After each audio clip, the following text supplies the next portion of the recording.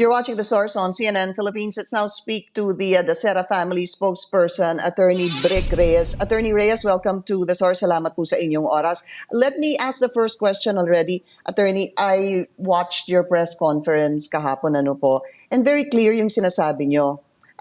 Hindi kayo naniniwala. Kumbaga parang incomplete para sa pamilya Dacera yung unang autopsy report. That's why you're asking for a second one. Tama ho yun, Attorney?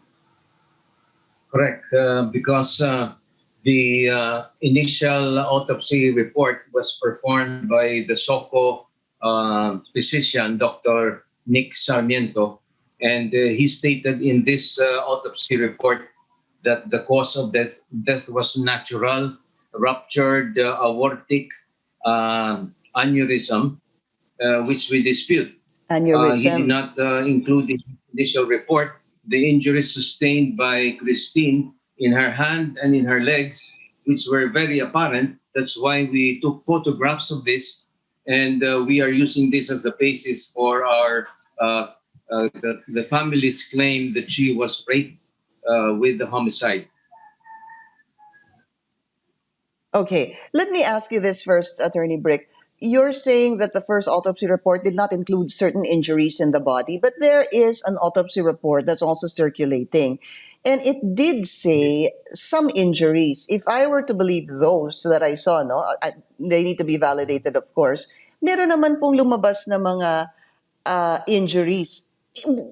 Did you not see that, or was that for you an incomplete report on the injuries of Christine? Just to be very clear about it. Well, usually the certificate of death is very simple and basic. It does not include the detailed description of the injuries, which is usually included in the medico-legal report. And yet we are surprised why this was overlooked. Even the initial police investigation, they were making overtures about no foul play. And we were saying, if you are an investigator and you see this kind of injuries, you have to be we should first investigate properly before you make statements like there's no foul play. That's why we insisted on a second autopsy report to be able to clarify exactly what injuries were sustained by Christine. Yung pong second autopsy report that you requested, when is this going to come out? When will the findings come out? I think it will be released probably by next week. We are not rushing this because we want a detailed medico-legal report, which we could compare with the medical report of Dr. Sarmiento. I see. So the report of this Dr. Sarmiento of SOCO, Attorney Brick, you want to compare this to your second autopsy report. Yes. Did you see, but you do obviously have a copy of the first autopsy report. That's why you're saying it's incomplete. Dahil kung paniniwalaan ko po yung mga lumalabas din at na autopsy report, it does say it is aneurysm. It is the cause of death is really aneurysm. And it says there are, in the extremities, there are contusions, there are linear abrasions, etc. In fact, on the extremities, there are 9 that were listed here. So let's go to this, Attorney. 8, I spoke to one of the suspects, si Greg, yung pong anak ni Claire de la Fuente. Ang sinasabi niya nga po, he's been cooperating with the police. To his knowledge, wala pong rape na nangyari. Kaibigan daw po nila itong si Christine, although siya kakakilala lang niya. And they were there to actually help and even revive her when they saw her lifeless or unconscious doon sa bathtub. I want to get your reaction on that, sir.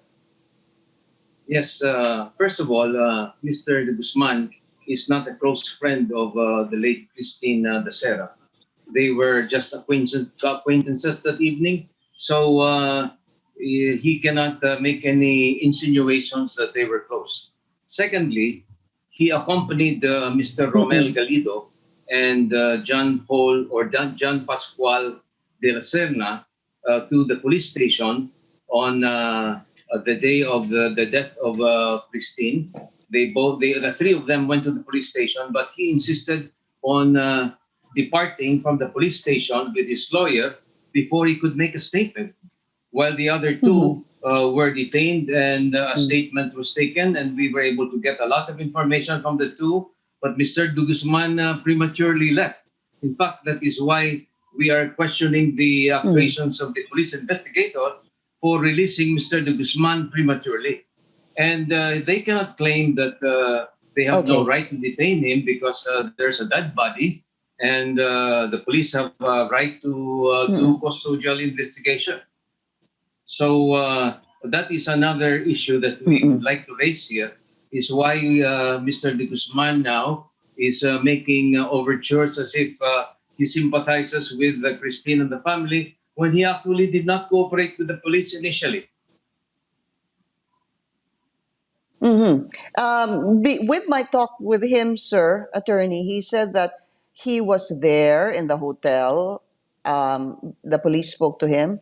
He went with the police to the police station. They waited for a certain friend or cousin of Christine. I believe the name is Kat, if I'm not mistaken. And then his lawyer was there, and nagpaalam daw sila doon sa police kung pwede munang umuwi itong si Greg. So sila'y nagpaalam. Would that be wrong, or would That's not true, that because we tried to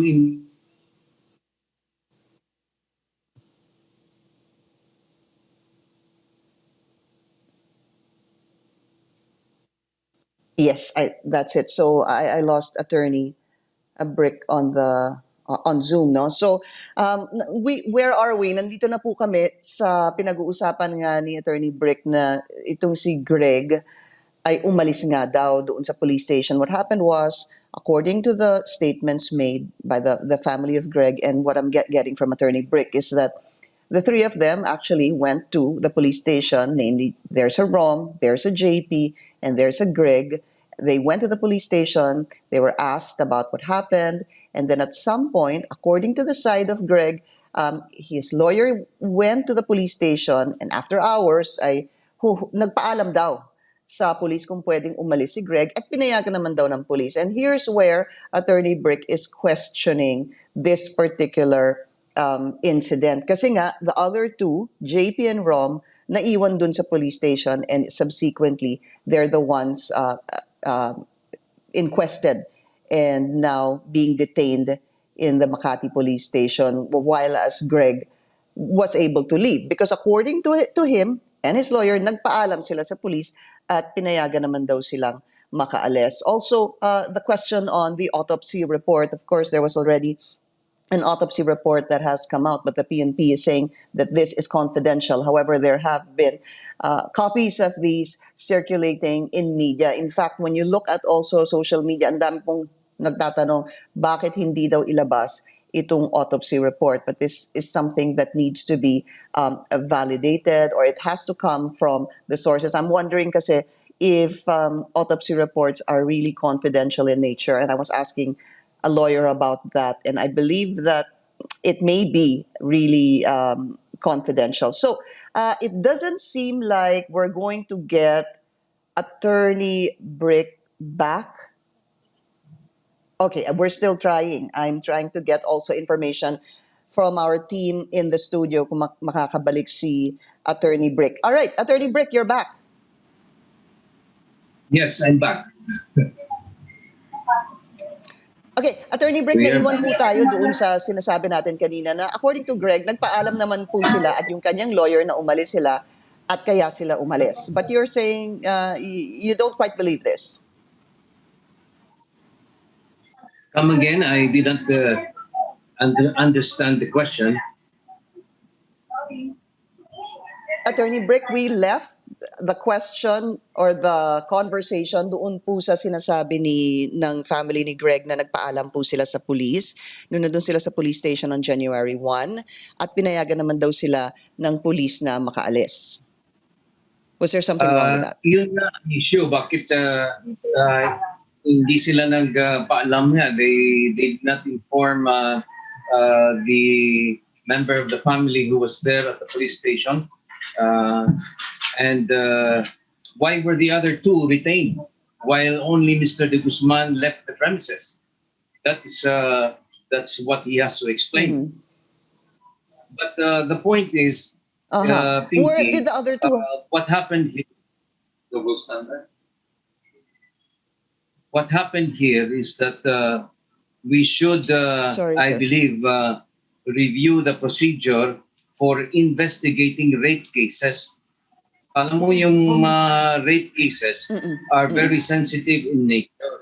And very often, ang mga Mhm. akusado, nagdi-disappear kaagad yan. They don't want to be seen and they don't want to be known.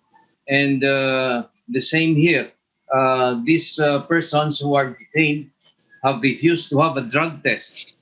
I do not know if Mr. De Guzman will be willing to do a drug Mm. test also because the family believes that Christine was drugged that early morning of January 1st, which Okay. explains her incoherent behavior, which eventually led to her collapse and probably assault, sexual assault by different individuals. Of course, we are not prejudging the case. We leave it up to the inquest fiscal to make a resolution. Eventually, the courts should be the proper agency to decide on the crime committed. But we believe that there is probable cause for rape with homicide. We have a dead body. We have injuries sustained by the victim in her arms and in her legs, which shows and manifests some kind of Mhm. resistance. And probably in the chemical Mhm. examination, we will show that there has been some use of drugs. And Miss Christine was not the type to use drugs. As a flight stewardess, they are strictly prohibited even from drinking because that could be a ground for their termination from their work. So we do not believe all this loose talk Mhm. about her being a drunkard, about her using drugs because that is not true. They are just trying to put her down because she is dead. But she cannot speak and defend herself. It's up to the family now, the Dacera family from General Santos, South Cotabato, who are going to seek justice for their daughter. All right. So, Attorney Brick, one last question. What's next for the Serra family? What are you expecting? What's your next move? Pinky, the investigation is ongoing because you see there were actually two rooms involved in this crime. Room 2209 and room 2207. In room 2209, Christine was the only woman and together with 9 men. And in the other room, in room 2207, there were 7 men. So all in all, a total of 16 men and 1 woman. Christine was the only female in the group. And the family believes that she was not aware of this number of people who were going to participate in their celebration for New Year. She probably thought it would just be her friends from PAL. There were 2 or 3 individuals who were from Philippine Airlines, but the rest are non-employees of Philippine Okay. Airlines. So we believe that there was something wrong with this whole arrangement. Some of the accused are claiming that they are LGBTs, so therefore they could not have possibly committed rape. Well, that is a matter of proof, and they could also be charged as accomplices or accessories because if they had allowed Christine to be abused Okay. in room 2209, then they would still be held liable. So far, we have only charged the persons in room 2209.